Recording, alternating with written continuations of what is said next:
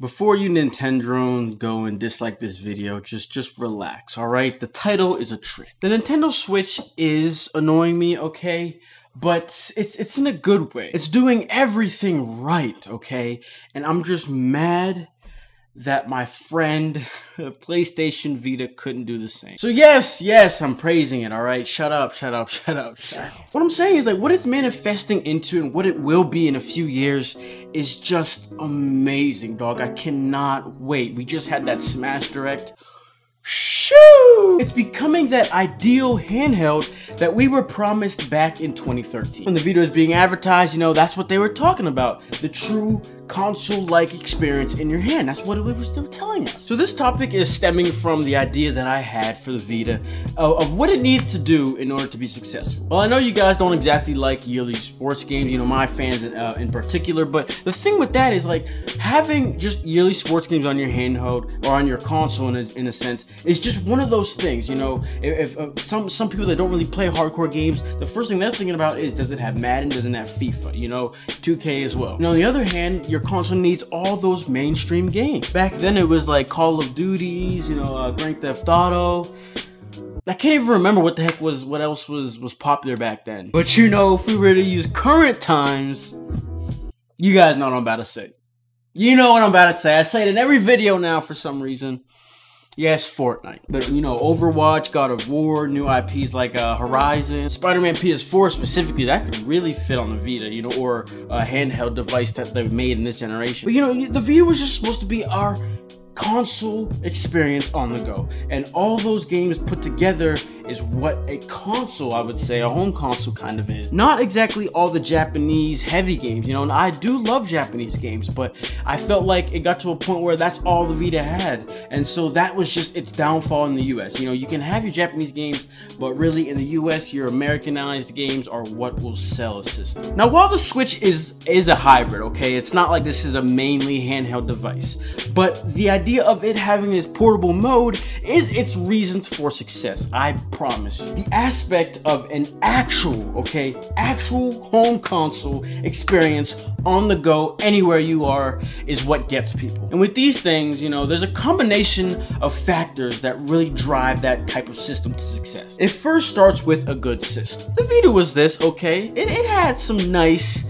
factors and features. High quality screen at the time, you know, it had good first party games like Killzone, Resistance. They told us that Call of Duty was coming. Uncharted was its main thing that you know, appeared on it for day one. So I mean, I feel like the vision was there, okay? They had the right idea coming out of the gate. I think a little bit more power to be able to handle more of these things would have been beneficial, but it's fine because if it could have at least gotten off the ground, they could have given us a more updated and more powerful system, you know, down the line. I mean, what's the difference? You know, think about it. PS4 Pro, so you know, it's not impossible. But if you look at the Switch, man, this thing was molded with everything Nintendo had to offer. Creative multiplayer, you know, in a very fashionable way. I think these things are really cool, how they're controllers and two people can use them. It has enough power to do, you know, essentially what it needs. What's needed to get on it, it can do. And you already know they have their extremely popular IPs like Mario, Legend of Zelda, things like that. And they all, you know, were evolved for this system. They did really unique things, man.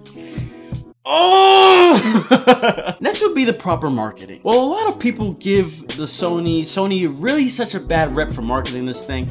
I mean, at the start, man, it was not bad at all. The issue is Sony was trying to do three things at once. You have the PS3, you have this thing, and the PS4 was around 2 to 3 years away. So with this in mind, they couldn't go all in the same way Nintendo basically had to do for the Switch, man. They didn't have any other option. And so I think that's why down the line, the marketing just slowly was diminishing until it was just non-apparent. But like I said, upon release, man, it was not bad. You know, they had some trailers for Resistance, they had Call of Duty trailers, they had Killzone trailers. Man, they definitely gave it a little, they had it, obviously they didn't go in with no plan at all. You know, they did have a slight plan, but once it stopped working that much, you know, that well in the start, that's whenever they lost motivation, essentially. Because remember, bro, the PSP was a huge success. Kaz Hirai, the previous CEO of Sony Corporation, I believe, had said that he had plans for the Vita to have long long legs just like the PSP. Like the launch sales weren't that bad, you know, but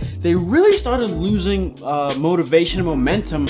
I think part of it was because of those proprietary memory cards, yo. So people saw it, people were debating on getting it, they looked into it more, they saw that, they're like, nah, I'm not doing that. And so from there, Sony kind of just got demotivated. They're like, oh, snap, what's going on, you know? This thing doesn't look that promising. And that big push that they might have needed to do, or lower memory cards, they couldn't do that because they were nearing another kind of risky endeavor with the PlayStation 4's launch. So if you think about it, you know, their budget needed to be manage, you know, you can't just put it all in here when you have all this budgeting and marketing that you're about to do for the PS4. Like, nah, you gotta control it. Like I mentioned, for this was their last chance, okay? The Wii U was just a big failure.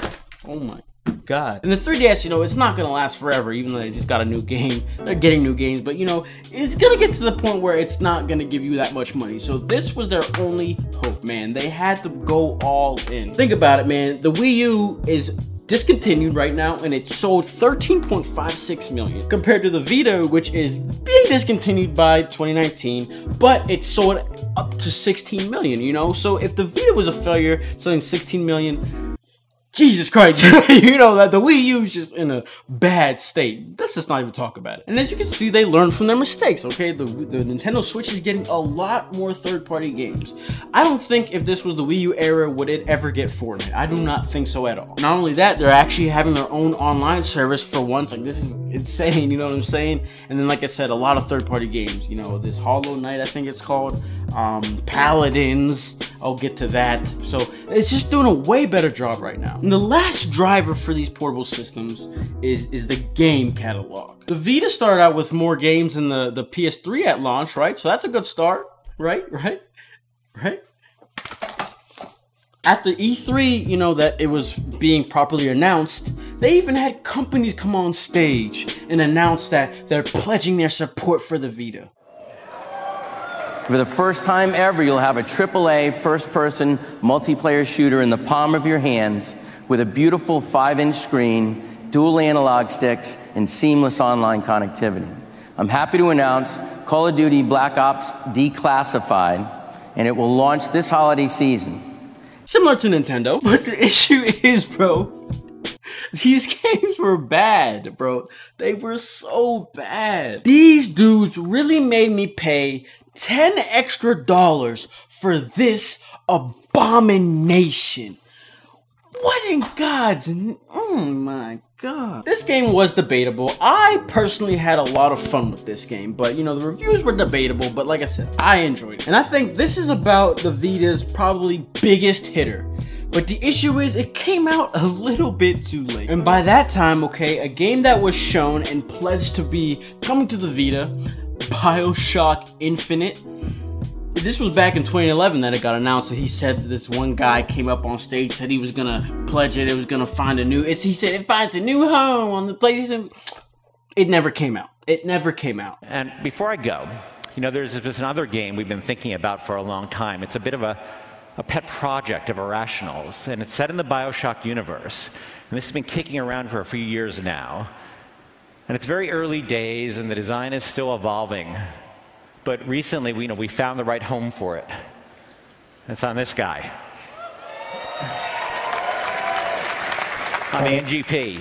Nintendo started out kind of similarly, but it actually executed, and all the games that came out were good. I really think the Vita was just ahead of its time, bro. It just wasn't the right, technology wasn't there yet for it to release, you know? Zelda Breath of the Wild is my 2017 Game of the Year. Splatoon 2 is a really good game following its really good success on a very dead system, so you know, the second one's only gonna do a lot better. And really, you know, this hybridness, it's not like anything else, bro. It's just revolutionary, essentially. So I think it's fair to say that the portable market is not how it used to be in the PSP and DS days. And that's why something more and different is needed. Having those two options is the key to success, honestly. That alone drives sales, which in return drives developers, you know, hoping and want to make games on that system, whereas the Vita was the exact opposite. And you know, once these big hit games like Smash Brothers and Pokemon hit,